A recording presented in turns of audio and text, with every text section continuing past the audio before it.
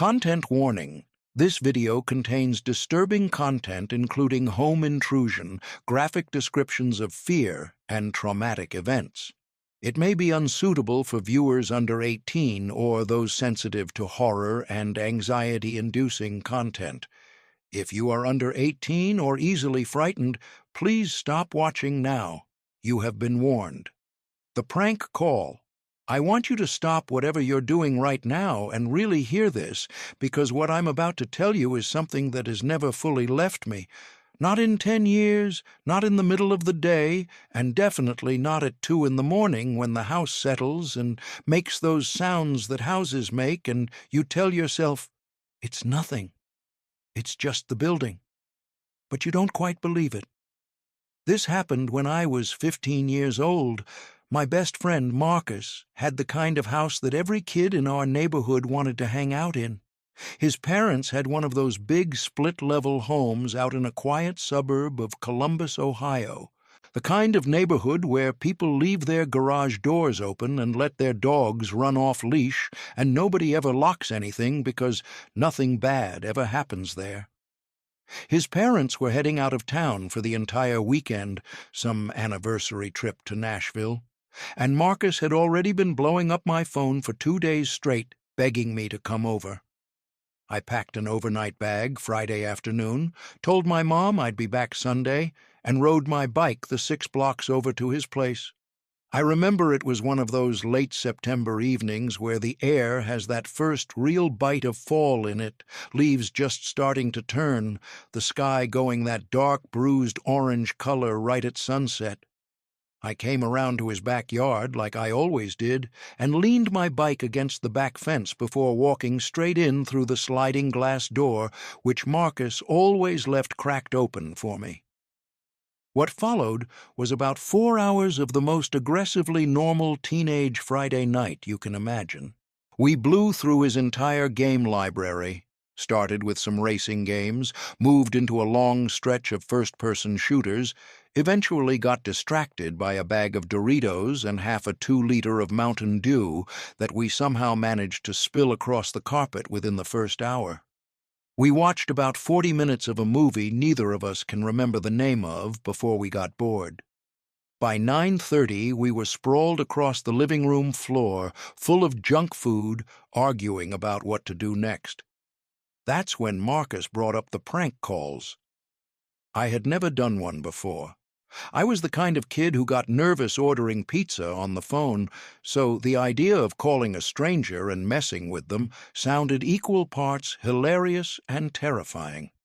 Marcus went first, called a couple of fast food places, asked if they had any special deals on invisible burgers, stuff like that. Basic, dumb, 15-year-old humor. I was laughing so hard I had tears running down my face. Then it was my turn. Grabbed the phone. This was Marcus's house phone, a cordless thing that his parents kept on the kitchen counter, and just started dialing random numbers. No plan, no script, just chaos.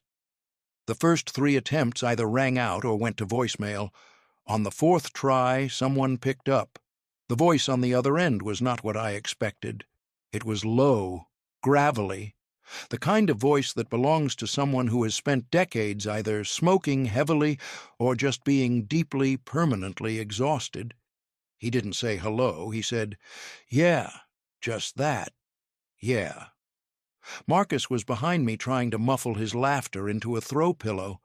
I fumbled out something like, "Sir, I was wondering, would it be okay if I maybe borrowed one of the tires off your car?" It was nonsense.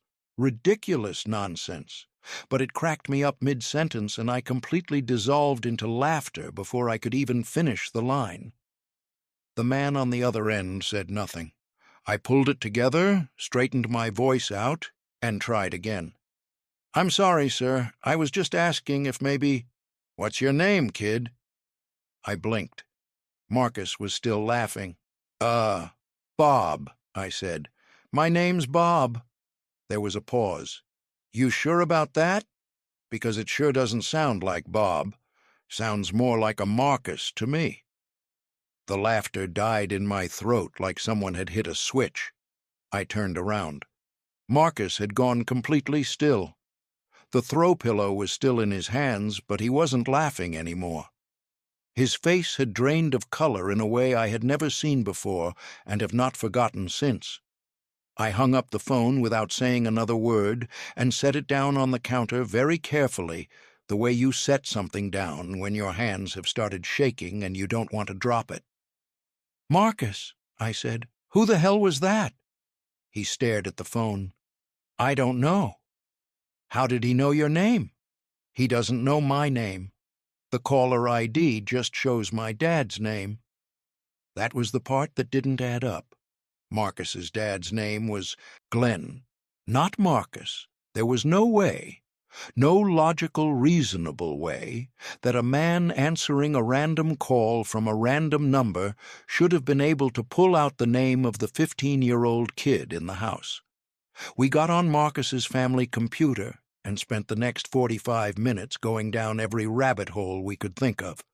People finder websites, phone lookup tools. We even posted a question on one of those old internet help forums asking if it was possible for someone to identify who was in a house using a caller ID. We got no useful responses. Nothing made sense. I suggested Marcus call his dad. He said his dad didn't know he had someone over. The rule was no guests while the parents were away, and he wasn't willing to blow that up over a weird phone call. So we let it go.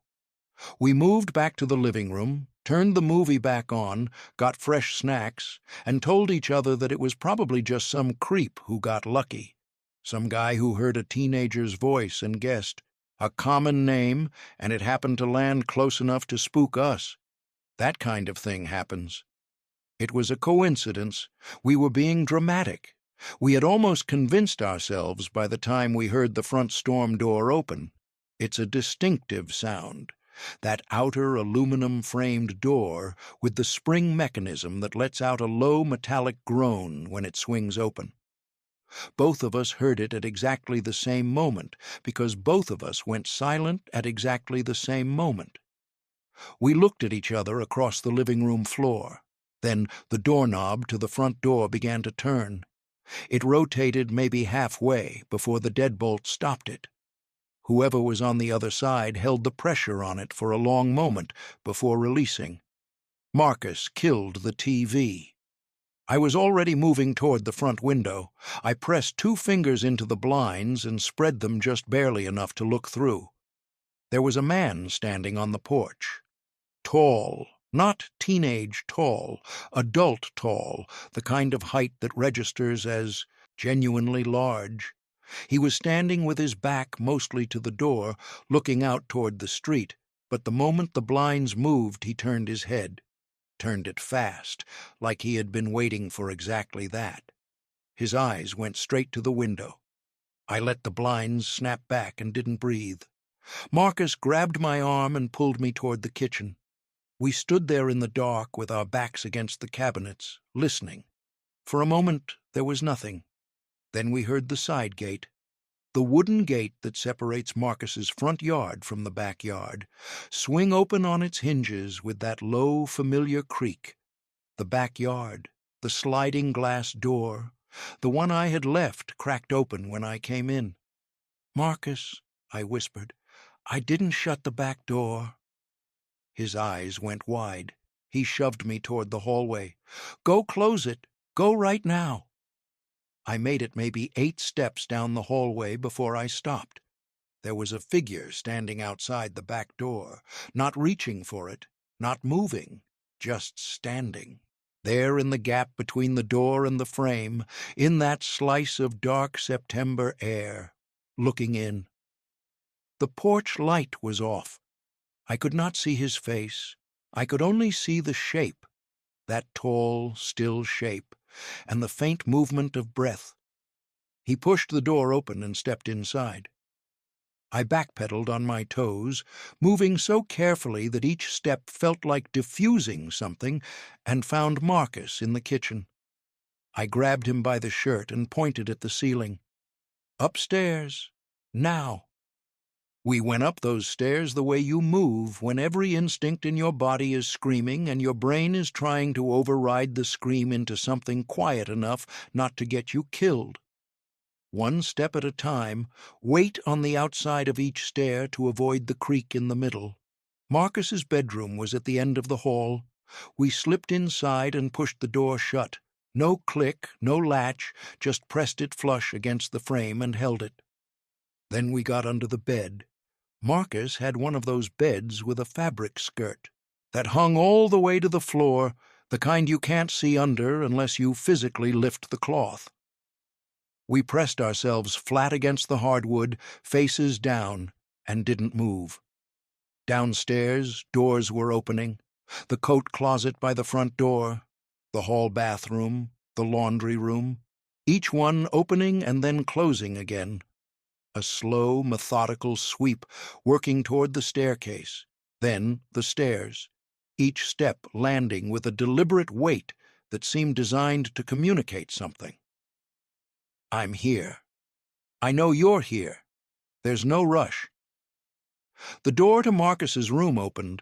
I had my hand pressed over Marcus's mouth because his breathing had gotten too loud, ragged and wet with suppressed panic. My own heartbeat was so loud in my ears I was genuinely unsure whether I could hear anything else. Footsteps crossed the room, stopped at the closet. The closet door opened, and I could hear hangers sliding along the rod, fabric shifting, the quiet rustle of jackets being moved aside. Then the footsteps crossed back and stopped at the bed, right at the edge of the bed, right where we were. I held Marcus's mouth so hard my hand was shaking. The silence in the room pressed in from every direction. I was so certain, so absolutely convinced, that he was going to crouch down and lift that fabric and it was going to be over. I had never in my life felt that specific species of terror before, the kind where your body has used up all of its panic responses and what's left is just this hollow, vibrating stillness. Nothing happened. For what felt like 5 full minutes, nothing happened. I started to wonder, slowly and carefully, whether maybe he had left. Maybe he had moved back out into the hall, and we hadn't heard it. I shifted my hand from Marcus's mouth and brought my lips close to his ear. "You think we can make a run for it?" He opened his mouth to answer, and then the scream happened. It was not a scream I had ever heard before, and I hope never to hear again. It came from Marcus, not a scream of surprise, but a full, shredded, desperate scream of someone who is being grabbed and moved against their will. And then he was gone from beside me, dragged out from under the bed in one sudden violent motion, the fabric skirt flying up as his sneakers disappeared, and the thud of him hitting the floor came up through the boards. I rolled out from the other side. The man had Marcus by the arm and was pulling him toward the door. Marcus was fighting, kicking, twisting, clawing at the grip. But the man was enormous and completely silent, which was somehow the worst part. He wasn't saying anything. He wasn't shouting. He was just moving, methodically, toward the door. My eyes swept the room: nightstand, lamp, phone charger, stack of textbooks, screwdriver. Marcus had been building something earlier that week, some flat-pack shelf his mom had bought, and the screwdriver was sitting right on the edge of the nightstand where he'd left it. I crossed the room in 3 steps and drove it into the man's back. He released Marcus immediately. The sound he made was not a scream. It was more like a short, stunned exhalation of pure pain, and he reached back toward where I had hit him as Marcus scrambled away toward the door. We ran, down the stairs, through the kitchen, out the back.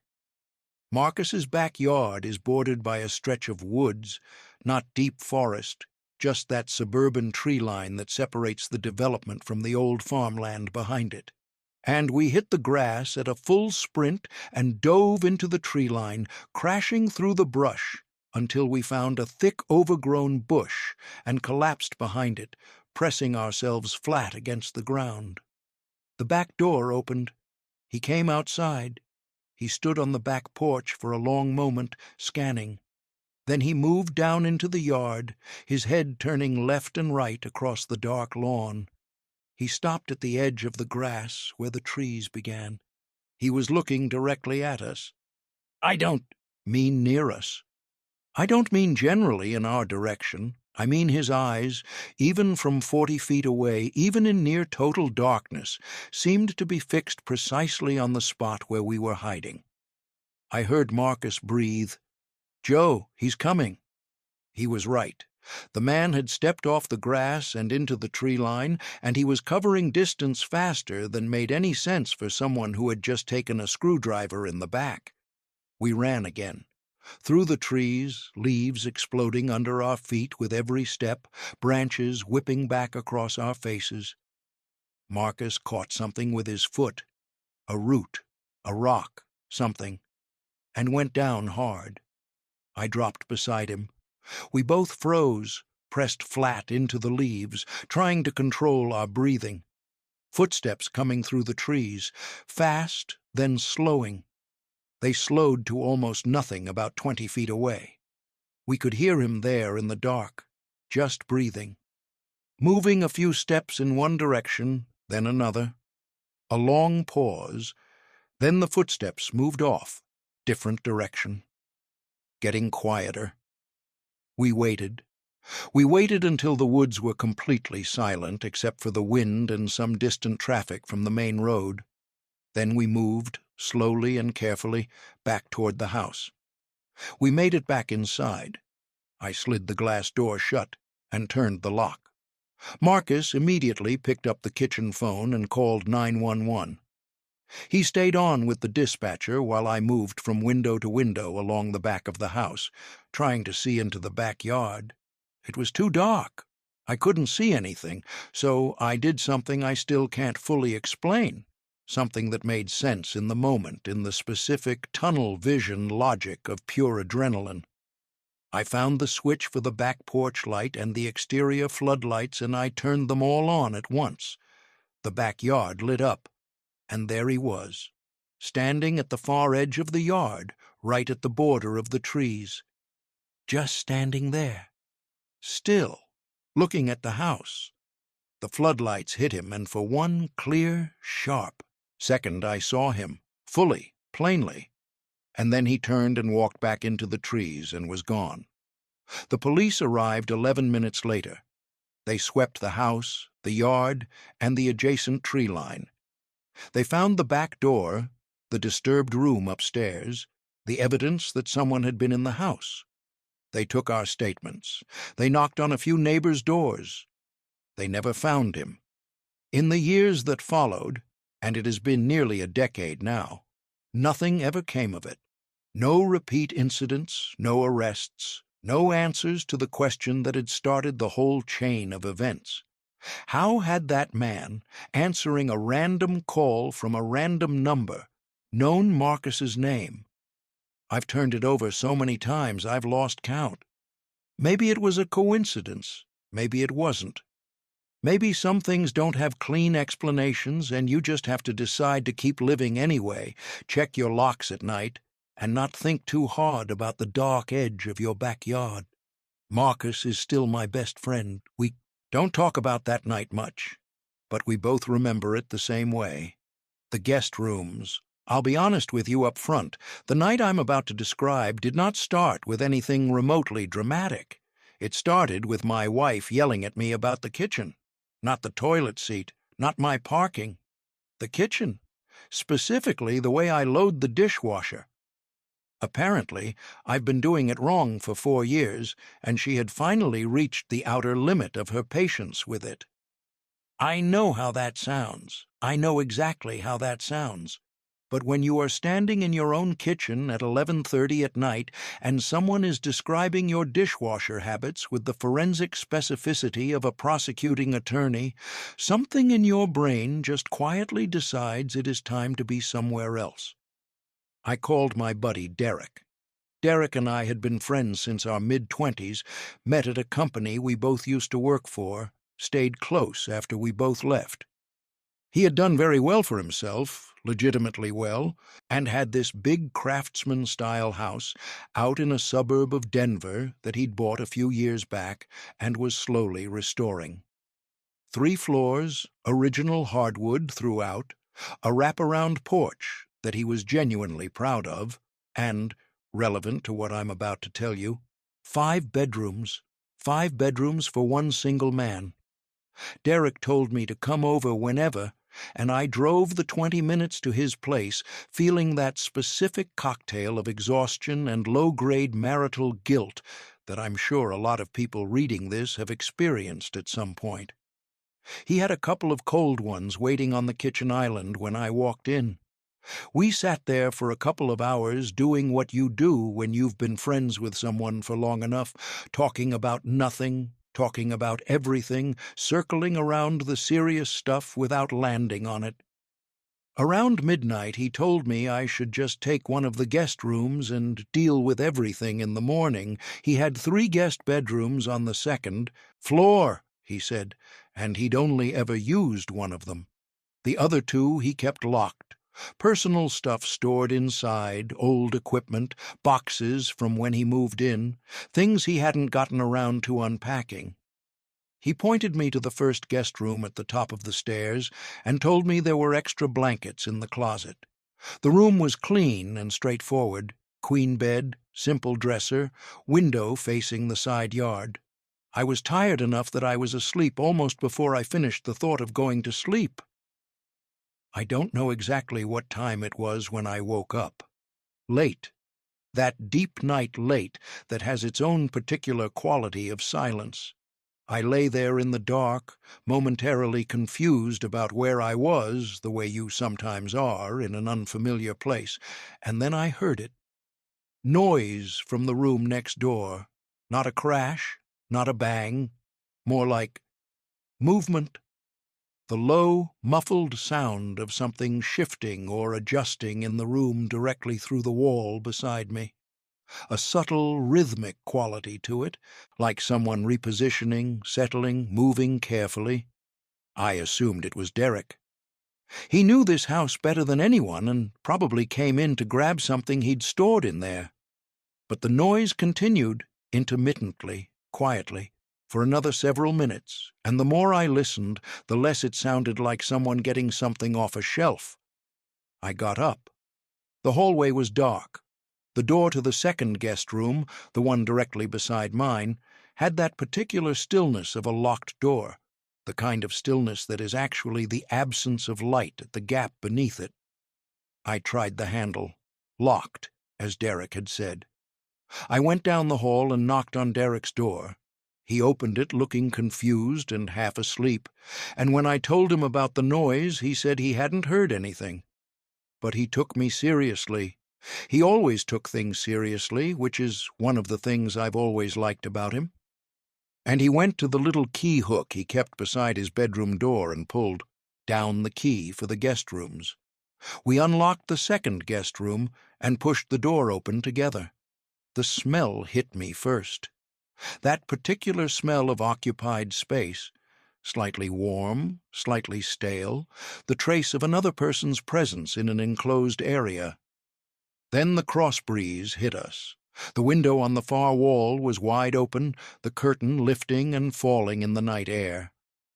Derek's face changed when he saw it. He had not opened that window. He had not been in that room for weeks. We went in and started going through it systematically. The closet was full of boxes, Derek's stuff, just as he'd said. But the boxes had been moved. Some of them were stacked differently than he remembered. The bed had marks on the comforter, the kind of impressions that a body leaves after lying on top of a made bed for an extended period. Derek started inventorying the room, and his voice took on a very different tone when he got to the dresser. The top drawers, where he kept some electronics, and cash and documents he hadn't bothered to move to his main room, were pulled out and empty. Not ransacked, not destroyed, just emptied, neatly, the way you'd pack a bag if you had time and weren't rushing. Derek didn't say anything. He just walked past me into the hallway, and I followed because I understood immediately what he was doing. He was going to the third guest room. He had the key out before he reached the door. He unlocked it and pushed it open, and we both saw it at the same moment. A dark shape crouched on the other side of the room, right at the window. And then the shape was moving, fast, rolling out through the open window onto the sloped roof of the back porch before either of us had time to process what we were seeing. Derek moved toward the window. I grabbed his arm. "Don't," I said. He stopped, looked at me. Then something on the bed caught his attention, and we both looked, and the situation shifted from frightening to something worse. The sheets were white. They had been white when Derek last saw them. They were not white anymore. Dark stains spread across the center of the bed, dried, reddish-brown, the kind of stain you don't want to think too hard about. On the floor of the open closet, there was a large kitchen knife, one that Derek immediately recognized as missing from his knife block downstairs. It was sitting upright against the back wall of the closet with a small, dark pool dried beneath the blade. We called 911 from the hallway. While we waited for the police, Derek started piecing it together. The food that had been disappearing from his kitchen, he'd mentioned it to me casually earlier that same night, laughed about it, called it one of the mysteries of living alone. The occasional sense that something had been moved or shifted. The way his dog, when he brought her over to visit, had acted strangely on the second floor on more than one occasion. Someone, or more than one someone, had been living in those locked guest rooms for at least a week, possibly longer. The police found evidence of habitation: food wrappers, a rolled blanket stuffed behind one of the boxes, a phone charger plugged into a wall socket behind the dresser that Derek had never seen before. Whoever had been there long enough to establish something resembling a routine. They had a key, or they had found another way in that Derek hadn't accounted for. They had access to his kitchen. They had been in his home, breathing his air, eating his food, sleeping 20 feet from him on the other side of a locked door, every single night while he watched television and went to bed and woke up the next morning and did it all again. The knife, the police said, suggested that at least one of them was carrying it in the house. As a precaution, or as a warning, or as something else entirely, that was left to inference. No arrests were made. The individuals who had been living in Derek's home were never identified. As far as I know, as far as Derek knows, as far as the Denver PD's case file reflects, they simply ceased to exist the moment that shape rolled out the window and hit the porch roof and disappeared into the suburban dark. Derek sold the house within 6 months. He told me he could never be in the second-floor hallway without his stomach dropping. He said he'd stand at the top of the stairs sometimes and look at those 2 closed doors and think about all the nights he'd slept 10 feet away from whatever was behind them and not known. He laughed when he told me that, the way people laugh when something is too unsettling to say with a straight face. I didn't laugh. I had stayed in that house. I had slept in the room right next to theirs. What was in the corner? I need you to understand something before I tell you this story. I am not someone who believes in ghosts. I was not a kid who believed in ghosts. I grew up in a house with a father who was a retired electrical engineer and a mother who taught high school chemistry, and the unofficial household religion was evidence-based thinking. Monsters under the bed were explained away before I was old enough to be scared of them. Strange sounds at night were always either HVAC or animals or the house settling. There was always an explanation. I'm telling you this because I need you to understand that what I'm about to describe is not filtered through a child's imagination. I was 10 years old, yes. But I was a particular kind of 10, skeptical, literal-minded, not prone to seeing things. And what I saw in that basement, I saw clearly. My best friend growing up was a kid named Tyler. We met in fourth grade and were inseparable from that point forward, the kind of friendship that forms at that age when you haven't yet developed the social calculations that complicate relationships later, when you just find someone whose brain works like yours and immediately treat them as your default person. Tyler's family lived in a two-story colonial on the east side of Cincinnati. It was a good house, solid, well-kept, the kind of house that feels lived in and warm, but the thing that made it exceptional in our eyes was the basement. Tyler's parents had finished it years before he was born, and it had everything. A big sectional sofa, a large TV mounted to the wall, shelves of games and movies, and no adults, which is the most important feature of any childhood space. We spent entire weekends down there during the school year, and when Tyler invited me for my first official sleepover at his place in early October, I was genuinely excited in that specific way that only 10-year-olds get about things that seem like events. We did everything a sleepover is supposed to involve. We played video games until well past midnight. We ate an embarrassing quantity of chips and cookies and microwave popcorn. We watched about an hour of a movie before mutually deciding we were too tired to finish it.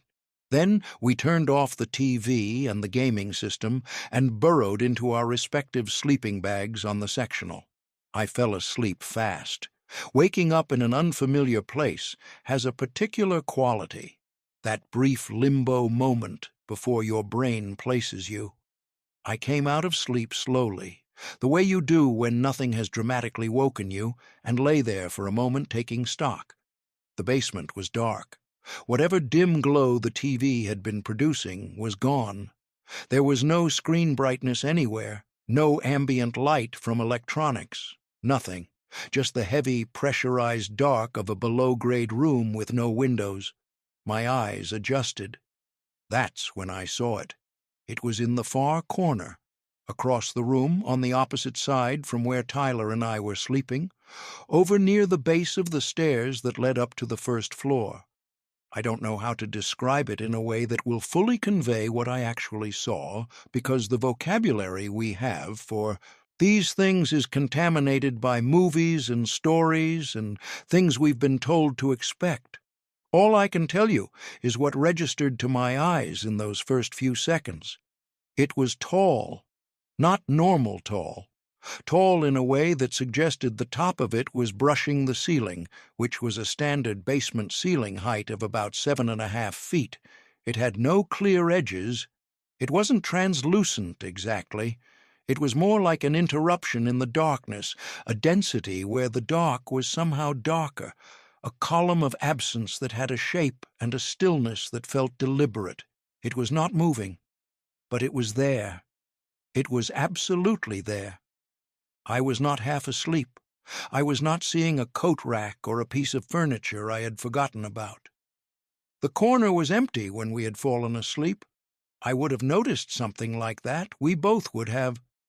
And now it was not. I have spent 15 years trying to think of a rational accounting for what I saw, and I don't have one that fully satisfies me. The best I can do is say, there was something there. It was standing near the stairs. It was very tall, and at some point, as I lay completely rigid on the sectional with my eyes open and my hands pressed flat against the cushions and my brain locked in that specific paralysis of childhood terror, the TV turned off. Except the TV was already off.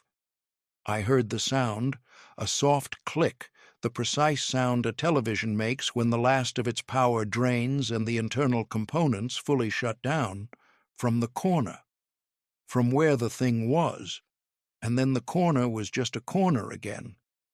I do not remember falling back asleep. I remember lying there with my eyes shut for what felt like a very long time. The next thing I clearly remember is waking up to a scream from upstairs. It came from the second floor, sharp, raw, then collapsing into sobbing almost immediately. And it brought both Tyler and me off the couches instantly. Shoes optional, no conversation, just two 10-year-olds, hitting the stairs as fast as they could.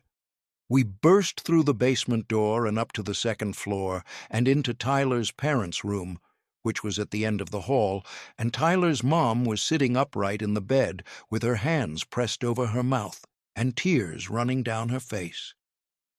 Tyler's dad was already out of bed. He did a rapid, methodical sweep of the entire house, every room, every closet, the attic access panel, the garage. Nothing, no broken windows, no signs of forced entry anywhere. No explanation for why his wife was sitting in their bed sobbing at 2:30 in the morning. She calmed down eventually. She insisted she was fine. She said she must have had a nightmare, that it was nothing, that everyone should go back to sleep. I looked at her face when she said it. I believed that she believed it might have been a nightmare. I also believed that she was not sure. Tyler and I went back to the basement. We did not discuss what had happened. We did not bring up the wrong corner.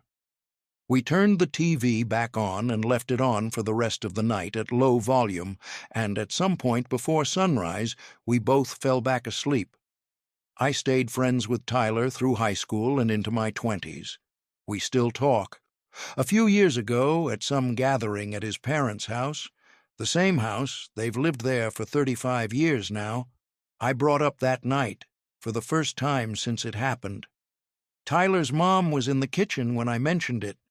She stopped what she was doing. She came to the doorway and looked at me for a moment with an expression that was not quite embarrassment and not quite reluctance.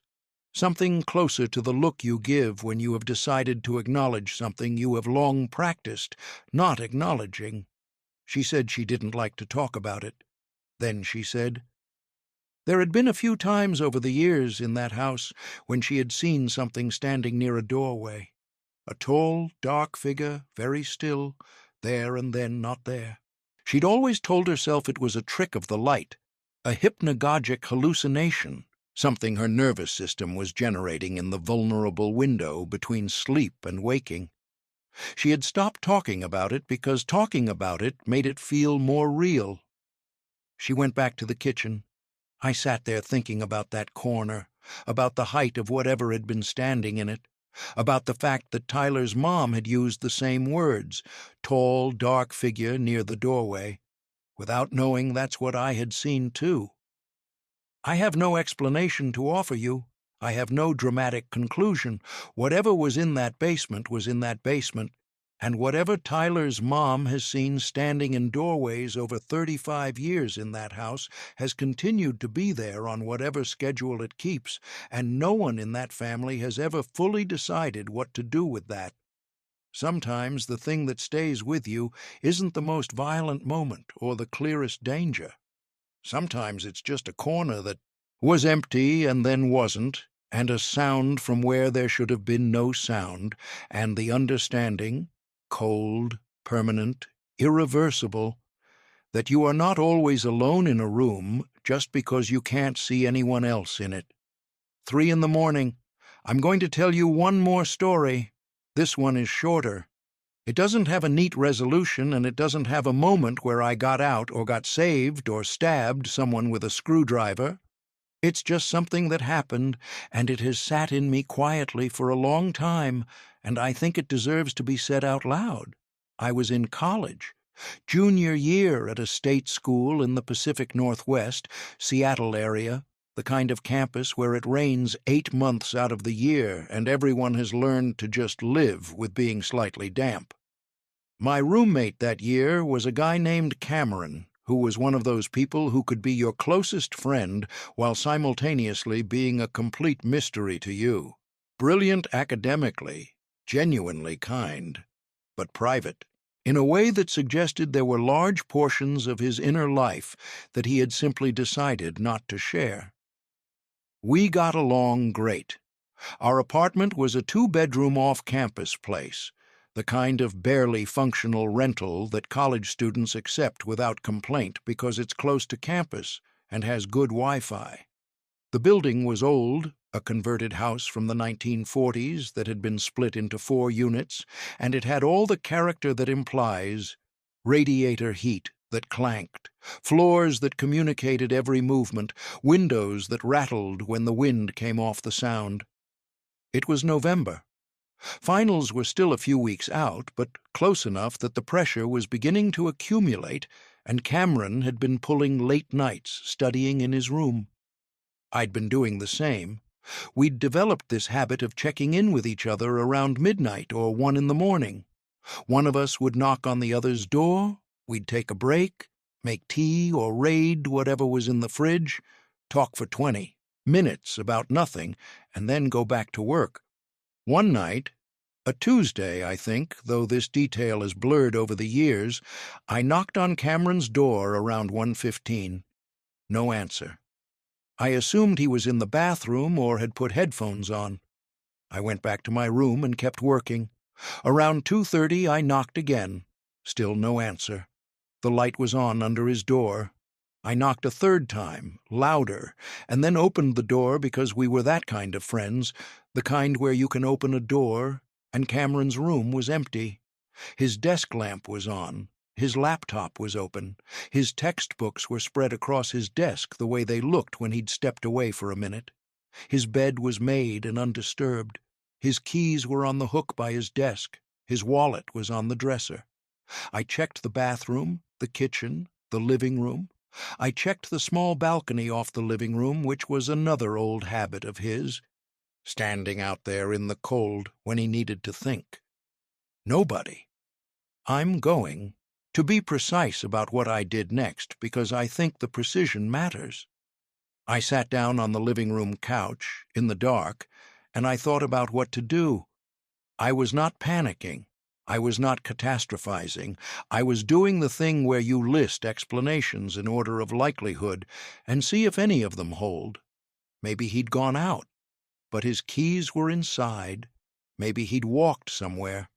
At 2:30 in the morning in November in the rain, without his wallet. I went to the front door of our apartment and opened it into the building's shared hallway.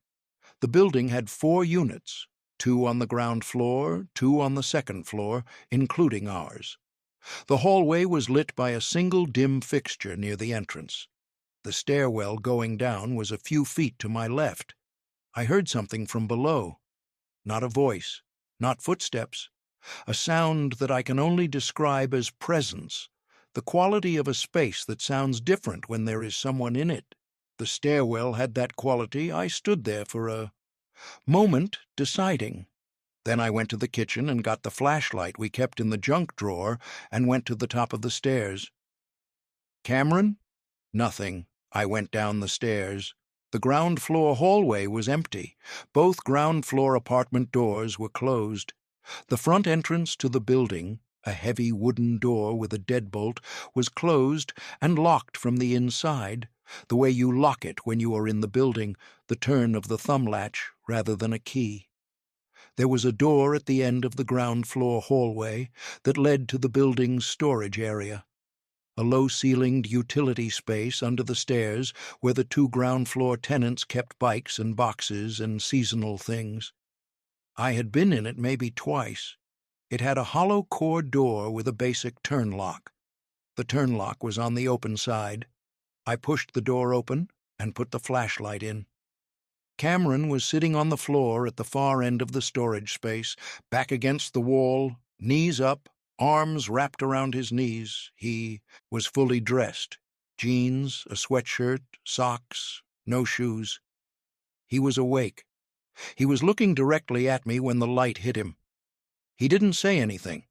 I said, "Cameron, what are you doing?" He looked at me for a long moment. Then he looked past me, into the middle distance between us, and said, "I needed to be somewhere they couldn't see me from the windows." I didn't ask who they were. I'm not sure why I didn't ask.